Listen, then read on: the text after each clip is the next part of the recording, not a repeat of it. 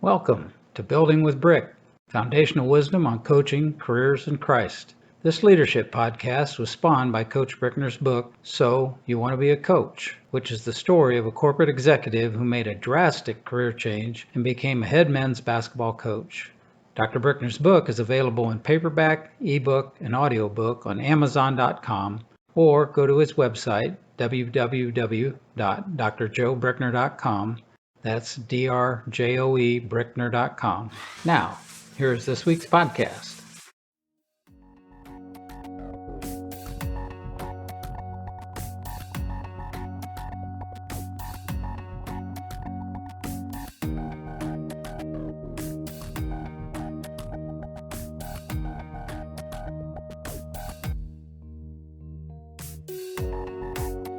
Welcome back, everybody, to Building with Brick.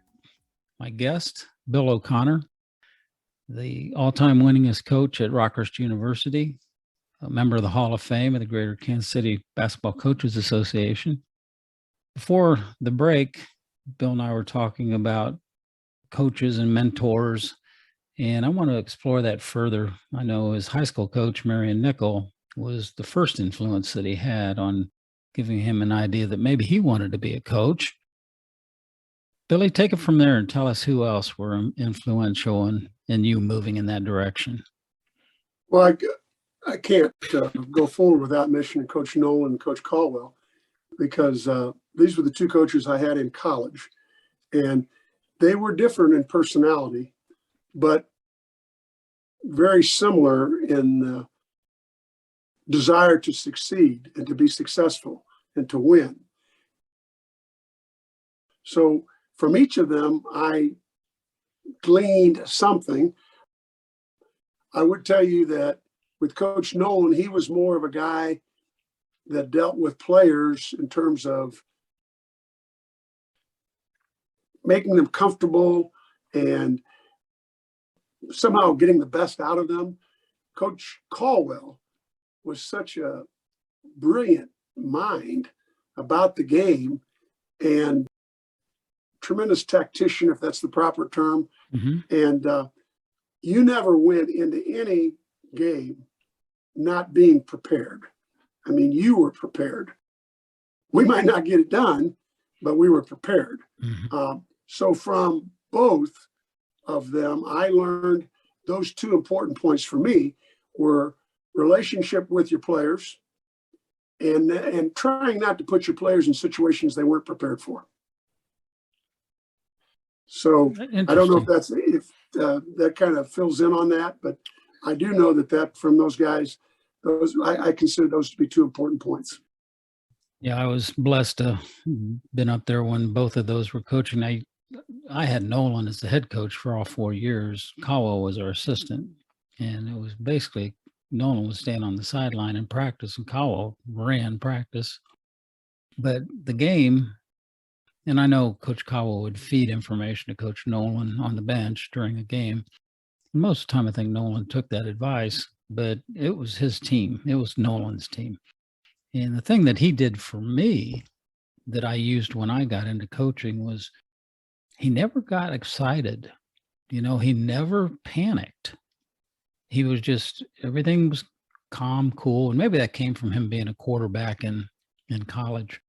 But he was cool, calm. He'd call a timeout, bring you over. He'd try and talk you through things, settle you down if it needed to be. And he'd fire you up sometimes if that needed to be done too. So, but even with that, I loved our assistant coach, Coach Caldwell. There was something about him. I mean, and he was tough. He was tough. He got after you, but you always knew he was getting after you to make you better. And those are a couple of things that I took away from that. Coach Caldwell was so, he truly would make practice tougher than any game you ever played. When the game started, there was a sense of relief as let's go do this. But it was, again, I'll repeat this, and it's very, very important, at least it was to me. You knew exactly what your job was to do, your role, in how your team played, and you were expected to do it. I agree with you on Coach Nolan. I would tell you, I only saw him get mad one time, and he kicked the ball into the rafters and looked over and told the manager, "Tell them that dinner's going to be late tonight." They closed the cafeteria at a set time. I thought, we might be going hungry.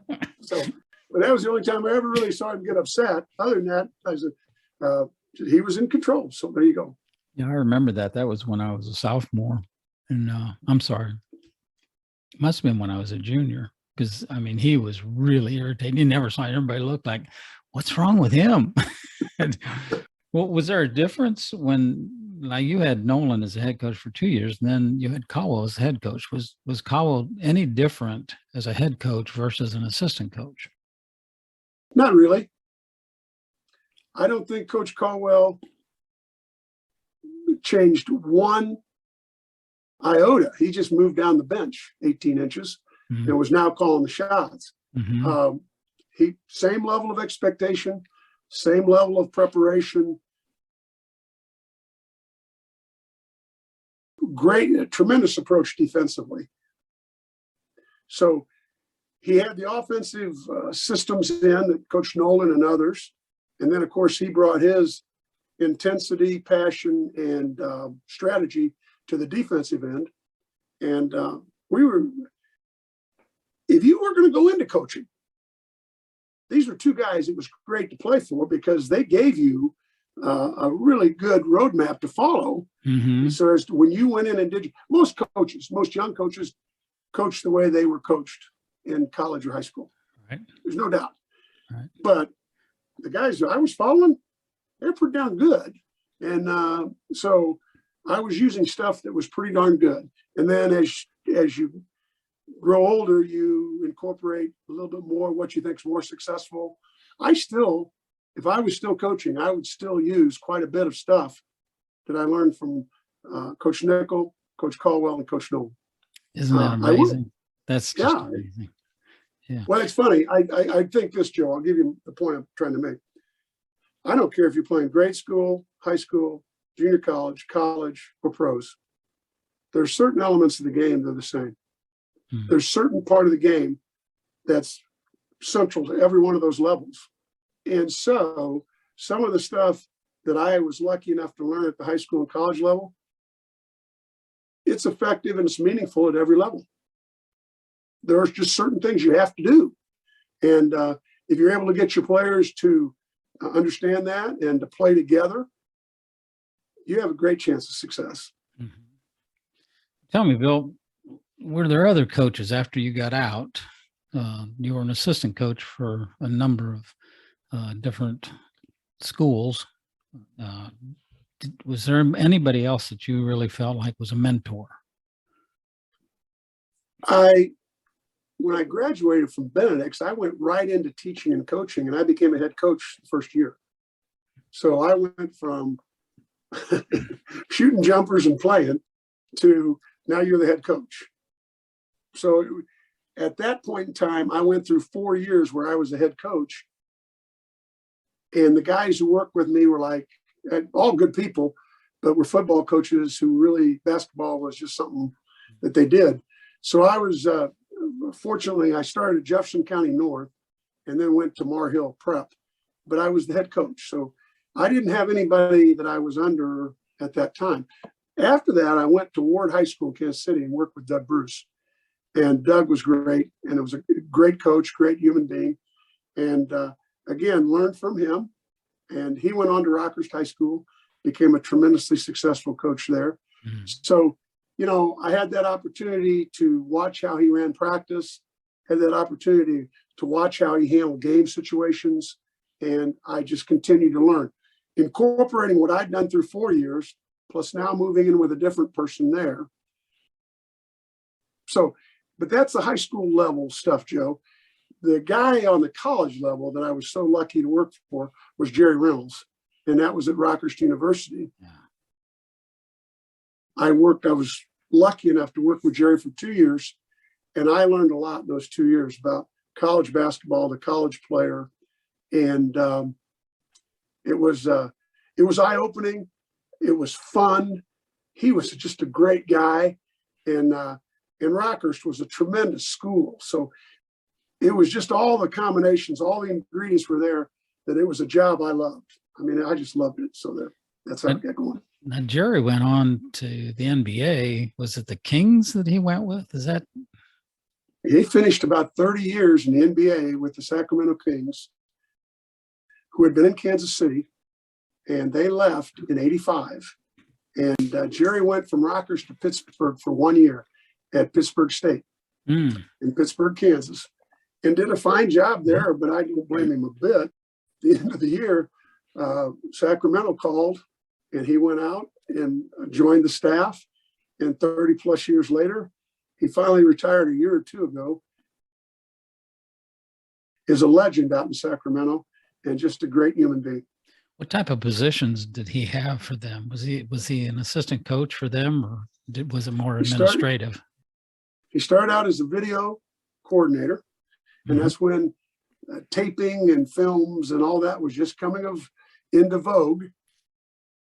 Went from there, moved up to assistant coach, from there to interim coach to head coach. He then went into some form of administration, but he also did the broadcasting side. And he did it for both men and women as they started the WNBA, and was involved in that capacity. And then just recently got out of it, 3-4 years ago. And I did visit with Coach back in April, and he's doing great. It's Coach Reynolds. That's who he is. Because if you meet Coach Reynolds, there's only one Coach Reynolds, and he's exactly who he always is. He's a great man. So he was a great mentor. You were at Rockhurst, I think, as an assistant for 4 years, was it? And then you moved. Right. I worked with Coach Reynolds for 2 and Coach Andy Fisher for 2. And then I left Rockhurst and had an opportunity to coach junior college. And I did that for 5 years. And so that process, that was my introduction to college, was 4 years as an assistant and 5 years as a head JUCO coach. That was at Colby, I think, wasn't it? Out in the middle of nowhere. Oh, no. Hold on there. Colby is the county seat of Thomas County, and it had a community college. It was, as I said, a county seat, had a hospital, great people. It was 383 miles from home, but it really good people. I met many fine people out there. I was glad to do the 5 years. I learned, you know what I learned? I learned I didn't want to be a junior college coach. And why? Why? You're around guys for 2 years at a max, and they're gone. Then it's a whole new shuffle, and I'm not good with that. I like being around and building teams and building relationships and doing all that kind of thing.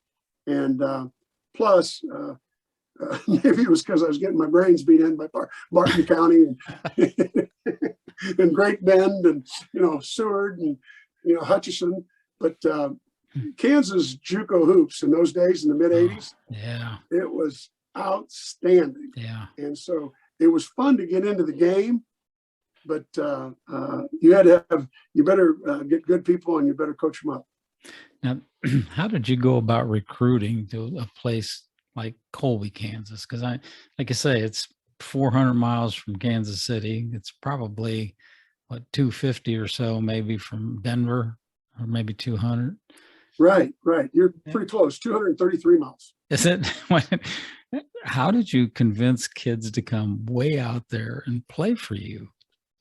It wasn't as easy as you think. I would love to say, hey, it wasn't hard. No. But we did have a strategy that Kansas City to Denver were the 2 metropolitan areas we would focus on, because I knew Kansas City and Denver was the closest to Colby. And so I thought, if we can get players, that should be 2 areas we go to. I also told the administration that I will recruit every local Western Kansas kid that I believe could play.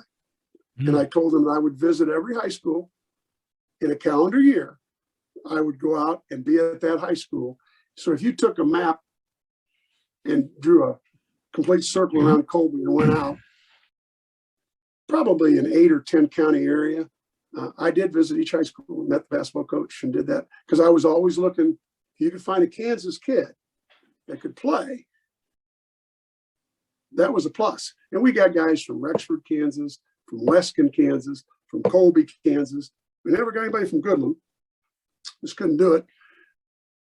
Tried to get some people from Topeka and Russell, but we got kids from a lot of towns who ended up being okay players. But you would, if you're going to be really successful, you needed 3 or 4 kids that were going to be D1 caliber level players. And if you didn't get them, you better play well every night and guard hard every possession and don't turn it over. Good luck with that. Yeah, right. Well, you left Colby. Was that when you went to Pan American? I did. It was an opportunity to be a D1 coach with Coach Kevin Wall. And I know Kevin. He needed an assistant, and I went down there and actually, unfortunately, we only lasted a year. But again, it was a very valuable experience in terms of being around a Division I program and seeing Division I caliber people and all the process that you had to go through in preparation to play at that level. What was the difference between Division II NCAA and Division I? In your mind, what's the biggest difference? The offhand flippant answer is that everybody's an inch or two longer and quicker. But as flippant as that sounds, or as simple answer, it's just that they're bigger, stronger, faster. There are the exceptions. I will say this too. I don't think there's Division I coach in this country that didn't make a mistake in recruiting. There are guys at the D2 level who can really play, and this portal will eventually show that, or already has, that are D1 guys. And there are D1 guys that are D2 guys. But you better not make that mistake too often, or you won't be coaching at that level. That's just the long and short of that. But generally bigger, quicker, faster. The skill level was a little bit better. They could get the balls quicker. Just use the simple rule of who gets more loose balls. Well, generally it's that Division I guy because they were just quick and strong. So your best D2 teams, if they played a lower level D1 team, I'm not sure that your best D2 teams, well, maybe the best D2 team in the country could beat a lot of low D1 teams, especially if a D1 team would come over to their home court. Which they never would do. But you'd never do that. But if you had to play on the road, some of those guys, I'll bring up a quick point. I do think there's too many D1 teams. Instead of, what do we got, 280 or more? I thought I saw yesterday in the paper it was 385. Okay, well then maybe, and I've got nothing against that, but the bottom 80, come on. Nothing against it, except that they'd probably be better served as a Division II or NAI or D3 level and enjoy that. But I think they're all chasing the opportunity to possibly, get lightning in a bottle and make the tournament. That's exactly right. Thinking about the teams that we played back when we were in college, at least half of them now are NCAA Division I. And then thinking about the players, when we were playing, if you were black and you were in the South, you played NAIA basketball. You didn't play in the SEC, you didn't play in any of those conferences, and the talent level was unbelievable. I think there were 500, and the year we won the national title, I think there were 530 schools, NAIA schools, that we were competing against. And I still remember on the first night of the tournament, or the night before the tournament starts, they have this big dinner for all 32 teams. And I remember walking in. it was Alcorn State was standing right in front of us. And we walked in. Now we had one 6'8" guy. He's a freshman, and Steve Northcraft. Then the next biggest guy was 6'5", and then after that it was 6'3" and below for us. That was it. We walked in, and Alcorn State is sitting there, and they didn't have anybody that was shorter than our second tallest guy, our 6'5" guy. Everybody else was 6'5", 6'6", 6'10". And I'm going, my gosh, we got to play against these guys. This going to be. And then we end up, obviously, we were really good, really quick, and all that stuff, and we ended up beating all those people. But it was amazing, and the talent that you saw in that tournament back then. Oh my goodness, there were some great, great players, just great players. And what a lot of people don't understand but should is that you guys won 5 games in basically 6 days. Right. That's unheard of today. Plus, you were playing quality opponents.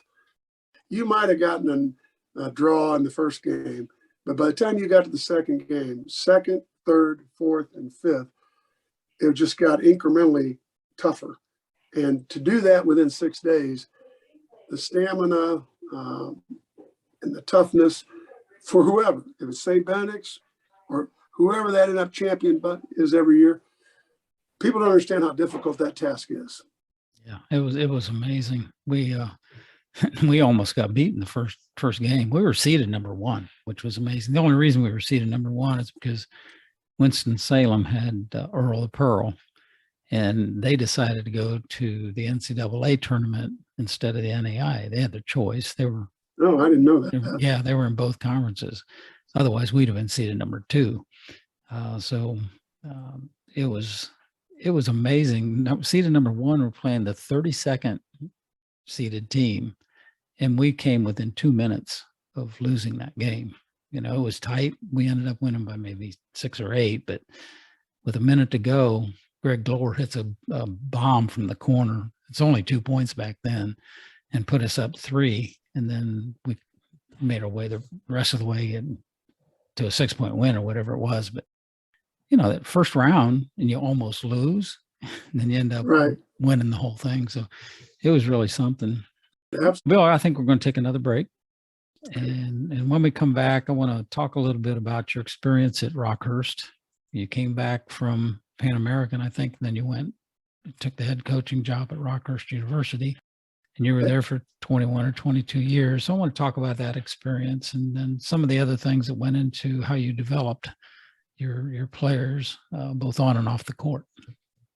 Very good. All right.